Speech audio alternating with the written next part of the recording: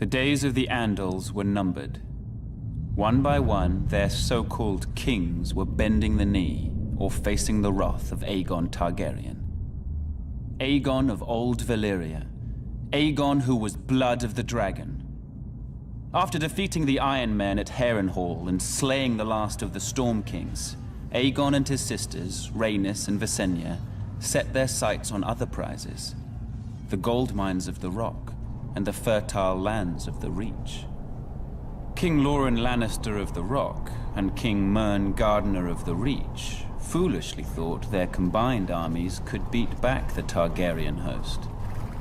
They rode forth together, their proud banners flapping in the wind, and faced off against Aegon in a vast golden field of wheat.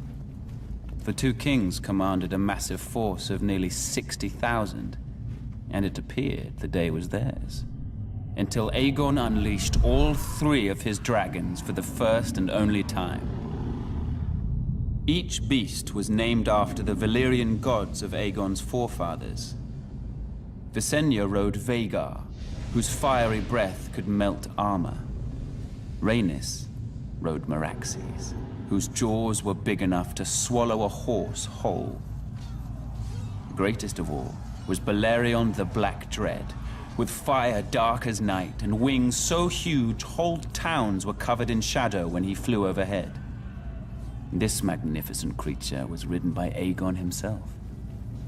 4,000 men were bathed in glorious dragon flame that day, on what came to be known as the Field of Fire. King Mern was among the dead, and House Gardener died with him. His stewards, the Tyrells, surrendered his ancestral stronghold of Highgarden to Aegon, and were appointed Lords Paramount of the Reach and Wardens of the South. When Loren Lannister witnessed Mern's fate, he wisely bent the knee. Aegon spared Loren's life, and the Lannisters were made Lords Paramount of the Westerlands and Wardens of the West.